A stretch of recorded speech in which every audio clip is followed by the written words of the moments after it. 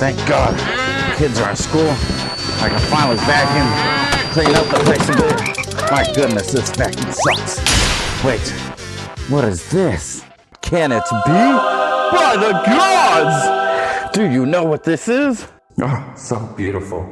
When the dust would collect, and we'd have to blow all the air that we had in our lungs. Oh, goodness, child. Let me tell you a story. Now it's always once upon a time in New York City. No, not that kind of story. Go back. Now you see, a long time ago, back when I was just a tiny man, I used to play this great, glorious game of ancient days called the 90s. Here we go, back to a time when I was a kid.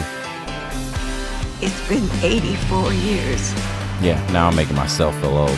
Back in these times, we were always getting out. There wasn't much to do back inside.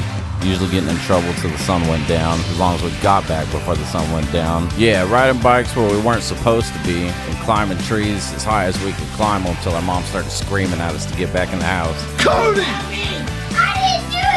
I mean, could you imagine a generation where they had to make a commercial like this? It's 10 p.m.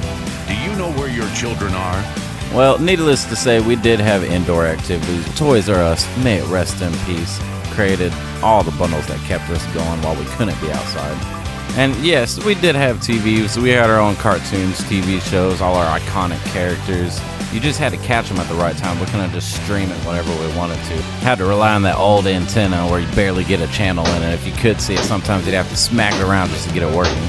But then something magical happened. Selling the system today, and they've already sold that's out. right. The Nintendo 64. What'd you think? I was just gonna reminisce about the 90s for hours because I could. Have you ever had a dream that you had Oh, if I could just remember all the hours I spent inside of Walmart just draining it away on those little demos they had sitting outside. It has 64 bits of memory, twice the power of other games on the market. 64 bits?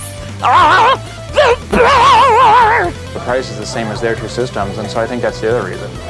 People look at it and go, well, I can buy a 32-bit system or a 64-bit system, same price. Yes, Tom, there is the factor of money, but do you think we cared at the time? We were kids. We weren't paying for it. Yes, these new games totally changed everything. It was all over the news. I mean, it went from this to that. We finally broke the third dimension in video games. It was an evolution.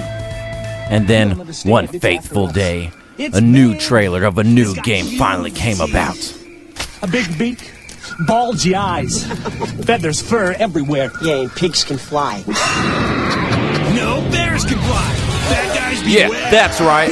Banjo-Kazooie. That's what the whole video's about, right? Would you think it was just gonna be like some random horror trailer I threw in here for no apparent reason? Banjo-Kazooie, the timeless story of a bear, a bird, a mole, a witch, another bear, whatever Mumbo is. And look, it's tricky to explain. So hold on to your controllers, because this was an absolute masterpiece. And no, I am not over-exaggerating just because I was at the time and saw it when it happened. I see the games that are played nowadays. Come on, Roblox, with the graphics that it has.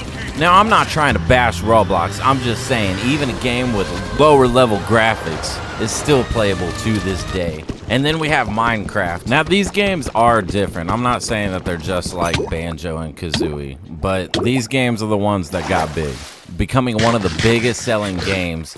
Again, once proving that you don't need the graphics to pull the game in. It's really about the game. I've invested many hours into this game myself. I mean, this game is so good that they're even coming out with a full-blown, high production. I mean, I don't know how much this movie cost, but just look at it. Just look at it. Look at this. That is money spent.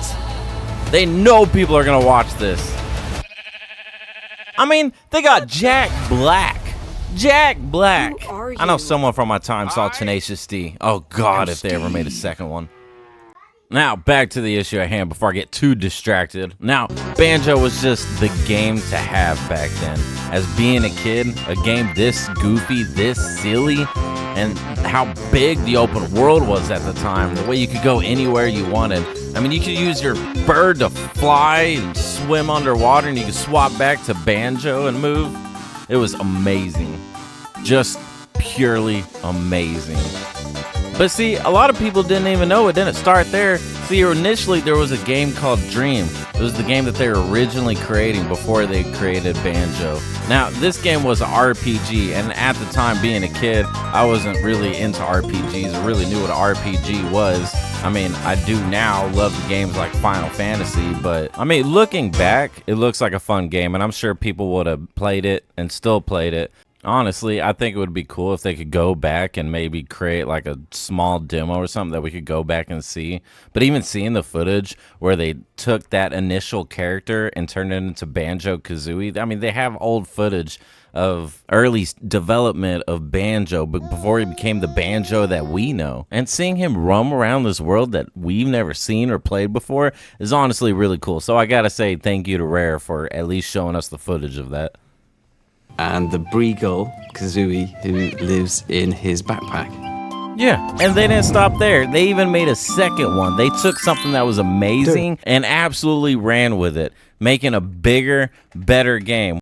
I mean, the Witch's World, that was my absolute favorite level. They brought in new abilities where you could swap to just Banjo or just Kazooie, playing as individual characters. That was amazing. They even brought in Mumbo as a playable character, and creating an absolute monster of a game that came from just a masterpiece that no one really will ever forget.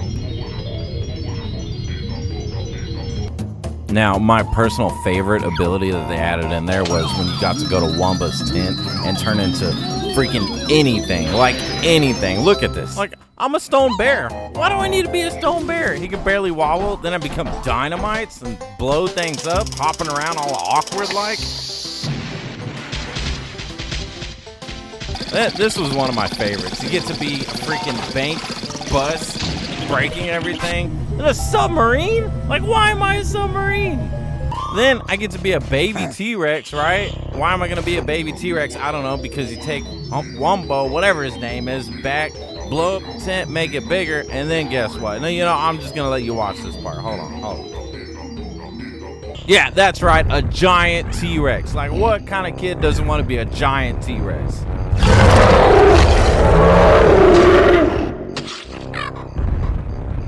And just to remind y'all how weird this game is, you also get to be a washing machine. That was weird. I don't know. I mean, a snowball, and then I get to be a bee, and turn into a bee and flying everywhere. And then, if that wasn't enough, they also take Kazooie individually, turn her into a dragon, she could shoot fire out. Yes, the golden glory days. What's this? Nuts? Bolts? Oh no, not you! You're banished! You can't come back! Say hello to my little friend! No, I must protect you!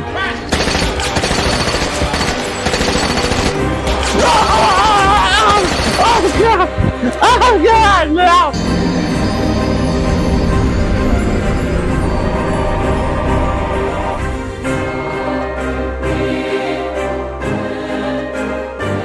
It is I, the nostalgia god. You, PCtart, must finish what you started. Right.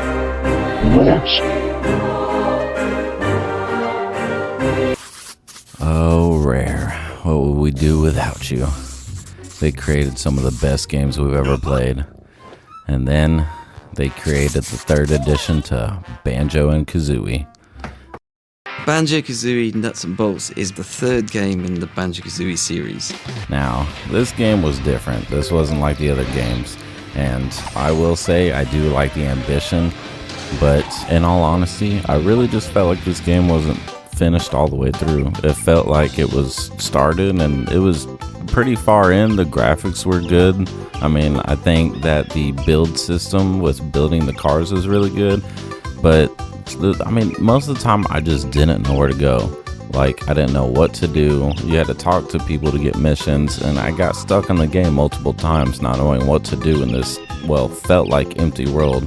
And I never really got far in it. And there are times I'd really like to go back and try to replay it and try to get further in it, because when I see some of the images of the game, some of the videos of how far you can get into the building and what you can create and what you can do in this game, I think it is a good game if you can just get past that part. And they had some pretty cool ideas in the beginning, like they were going to try to use Gruntilda as someone that deterred you in the middle of the game, which, I mean, I can say personally, I'm kind of glad they didn't, because it sounds kind of annoying.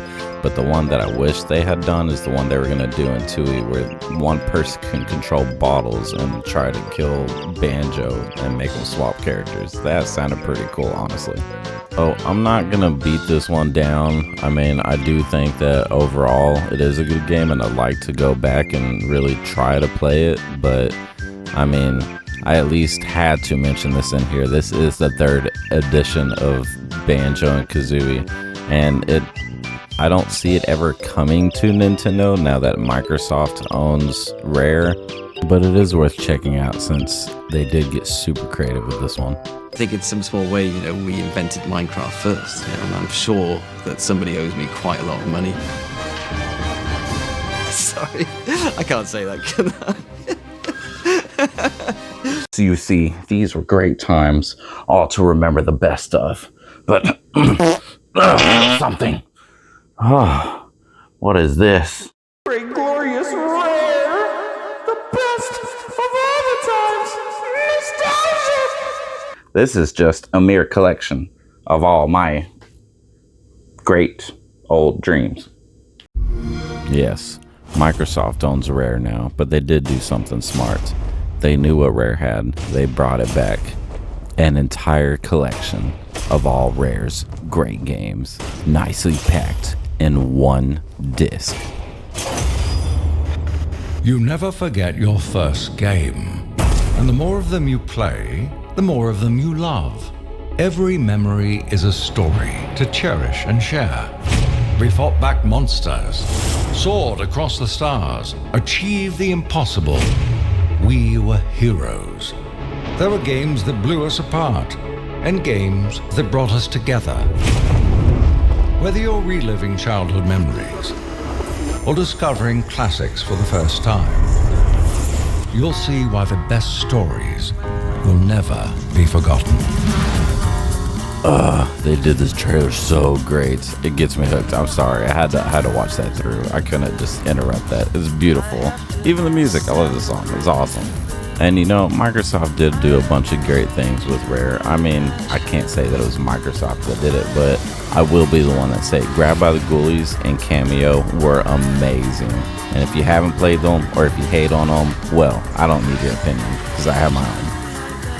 But really, what does this all have to do with a Nintendo? What's happening? No! No! No! Oh my goodness! What is happening?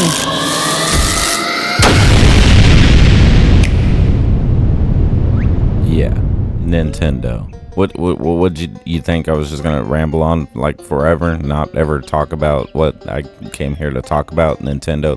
I mean, it was a bad Banjo and Kazooie, but I mean, the video says Nintendo up there. Okay. Now, after all that history lesson, we finally come to the point where Nintendo, after all this time, have brought Banjo back and brought it back to Nintendo. And yes, we probably could have seen this happen earlier, like, I don't know, a decade or two ago, but it is cool that they even brought him back in Smash Bros. I am super thankful for that. Thank you, Nintendo. But we also have to thank Microsoft for having their friendship. I mean, they do own the rights to Rare, so if it wasn't for them, then we want to be able to get Banjo on Nintendo at all. But now here comes the reason for the big but in, you know, well, the thumbnail picture. Fans have been waiting a long time, okay? Like, these are games we played as kids, these are games we've been wanting to play again, and some of us don't want to go dust off that old 64. A lot of guys got together and starting creating ways to play these old games called emulators. I'm sure a lot of people have heard of them by now. You can play them on the computer. They've been around for quite some time. I mean, there's so many emulators you can use to play these games already, and the emulators don't cost anything. They're free. Sometimes they're not the greatest, not all of them work, but they do have some that work. I mean, you can play any game on them. You just need a computer, and I'm pretty sure, I think they even support phones now. So this is kind of where we fall into that butt problem. Nintendo has a way for you to play all these old 64 games. They're slowly adding them to the collection, but you have to pay for an expansion pass, a monthly expansion pass. You can't even just buy the games and keep them on your Nintendo. They want you to have a monthly subscription, like everything's going nowadays. I mean, they even have controllers you can get that are completely just like the controllers that we had back then, but they work on computer and the 64, whatever you want to use them for.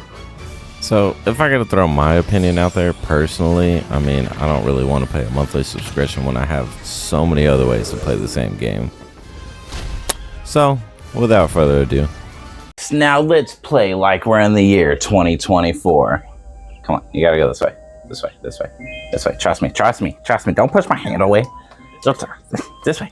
Now, I did spend a tremendous time on this video and I enjoyed it, but if you enjoyed it, please like and subscribe, or subscribe, maybe, possibly, please, or not, maybe, hopefully.